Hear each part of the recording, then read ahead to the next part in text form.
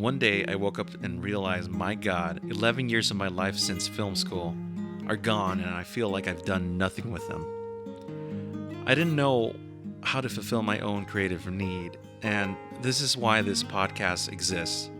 For the last 11 years, I've been chasing money, making meaning to all these things, and really making excuses to feel like I've had a purposeful life. And to be honest, I'm not happy with the path that I'm leading, and it's time to change that. I'm 33 right now, and there is still time to enter my creative journey.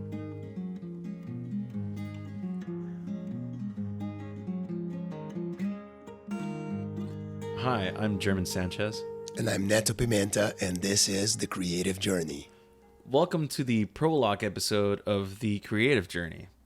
And right next to me, I have Mr. Neto. Hello, everyone. I'm Neto. I'm what they call the co-host, and I'm here with German today because he invited me to be here. I was very excited about it.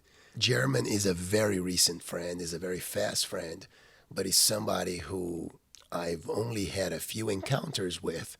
And I think after just 2 of those, he told me, hey, maybe we can do a podcast together.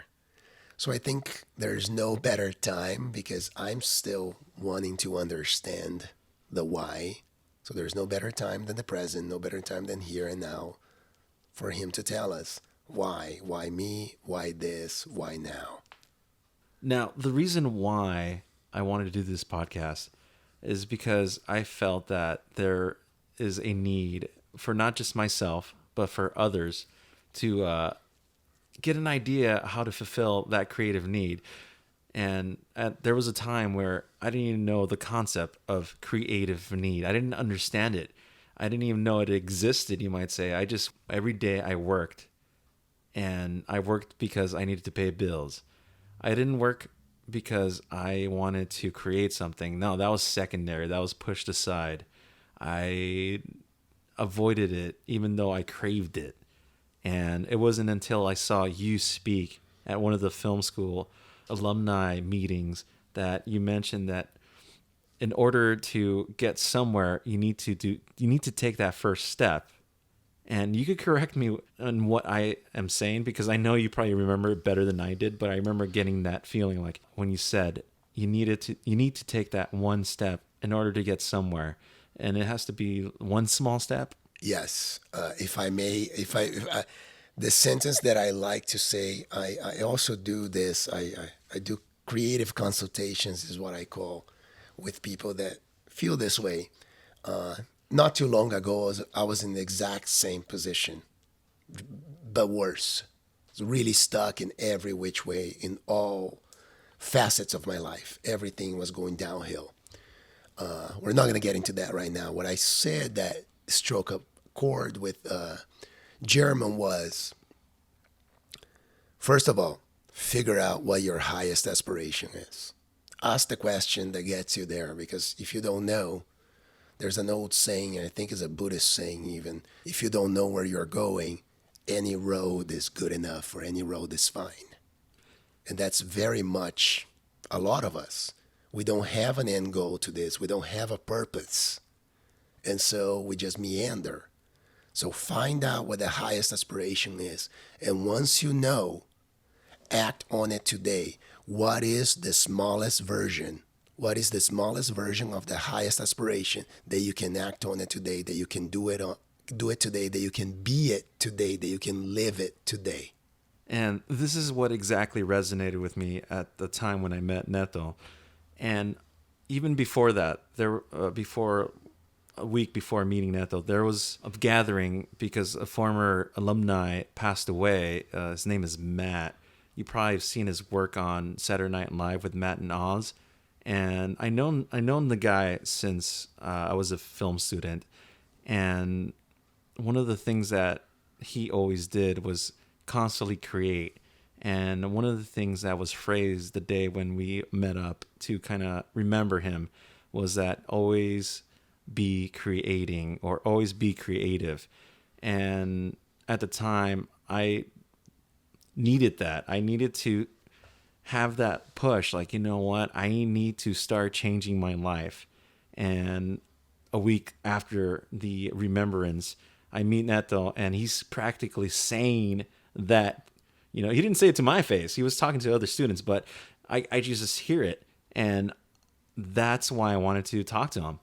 And it wasn't until we sat down, like had lunch at Trejo's Tacos, which was a really interesting meeting because, to be quite honest, I wasn't really sure how to decode Neto, if I could say it that way, because he was an interesting character. Very, how do you flamboyant? I don't know. I don't want to say flamboyant, but Boisterous. you were definitely up there. And personally, I feel like my energy level's like right down here below yours.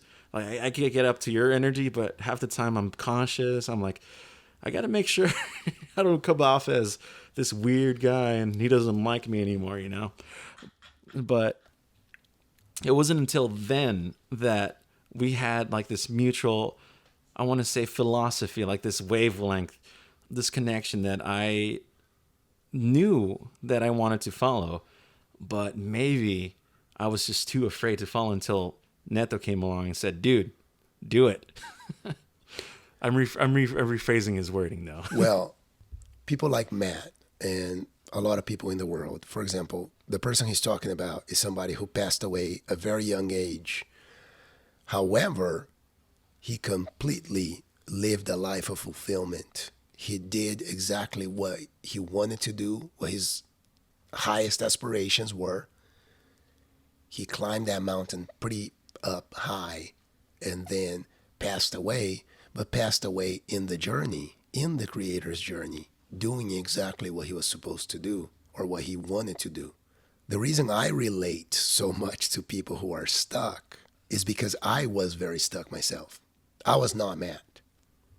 I was not anybody that went to film school, figured it out, had a plan, hit the ground running, and just went for it and little by little built something. No, I was completely lost when I went there, got even more lost after getting out, eventually found myself, found my footing, and still, even though I was working within the creative pursuits and entertainment industry, if you will, I was still not fulfilled. I was still not doing me, my authentic self-expression to its refined version. And so one day I found myself completely lost again, doing 2-3 jobs that I hated it. My marriage was in shambles and my life was going to shit. And I was like, wait a minute, what's going on? And, it took a lot of pause. It took a lot of pondering. It took a lot of self-exploration to get to that place. Then now, it's easy now to say this fortune cookie thing, act on your highest aspiration today. What does that mean, first of all? And what it means is you look, what is it that you want, right? What is it that you want in life? And I'm not talking about possessions, prizes, awards, and accolades, but what is it that you want to be fulfilled? Not successful, but fulfilled, which includes success. But it's really an inner peace of knowing that you are doing that which you love, which you desire. And once you figure that out, because if you don't know that, then it's okay. Continue doing what you're doing. Because if you're not even aware that that's available, as a lot of people, right?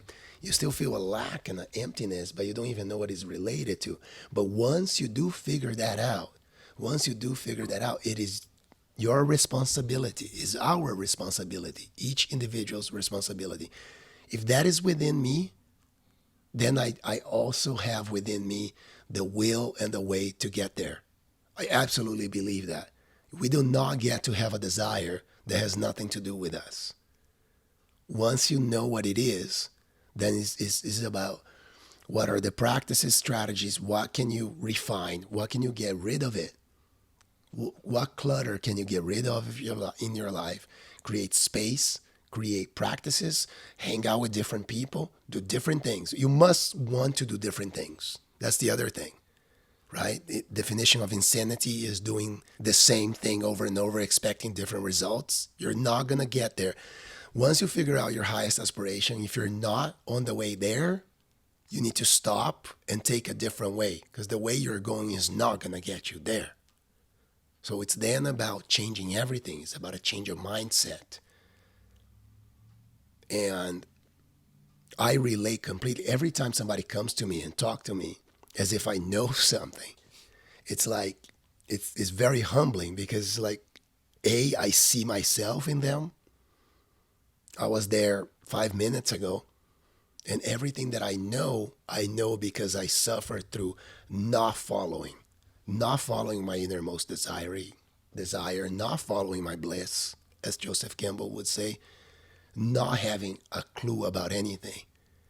And then finally getting to a place where I needed to implode in order to find it. I needed to go to the belly of the beast and lose a lot, or nearly lose a lot, to then say, okay, this is not working at all. Eject myself from life for 5 minutes, but it was really a few months, to then come back anew with a new sense of direction, with a new sense of self, and a new sense of what this is all about. Finally living a life of purpose and for purpose. And that's something that I need right now. And it's really funny because you mentioned Joseph Campbell. And I honestly, in my journey right now, the moment I'm living right now, you are what I consider the mentor archetype. And you are showing me this. And it's funny because I like sitting here and listening to you because it's all inspirational. But I can't just sit here and listen. This is probably going to be the perfect thing to try out for the next few, I want to say, days, months, weeks, years, in order to get where I feel creatively fulfilled. And I don't think it's going to happen tomorrow and next week, a month, but I need to start somewhere, and that is now. Very smart, folks. See what he is doing. First of all, seriously, he knows what he doesn't want. He knows what he does want. He even knows where he can find strategies. Like, he's calling me his mentor. Somewhere my mom is laughing. He's calling me his mentor. He knows within his network who he can get. There's obviously way, way more equipped people than me. But within his network, he finds me. And now he proposes something that has value to both of us. See, that's the thing that most people miss in this journey is people are always me. What can I get? What can I get? What can I get? And you get nothing, because if you're offering nothing, nobody's offering you anything else in return. What you give, you get to keep, for sure. So here he comes. He's offering me of his skill, of his time, of his platform for me to be here sharing with him and evolving with him. I learn every time every time I teach, I learn. Every time I learn, I teach. And I think that's everybody. And because he's offering something of value, because he's allowing himself to be that vulnerable, I don't know this part right here. I feel like you do, Neto. Share it with me. Let's share it live. We can bring it to other people. So now he's not only bringing value to himself, he's bringing value to other people. He's figuring, if I can use this, maybe some other people can.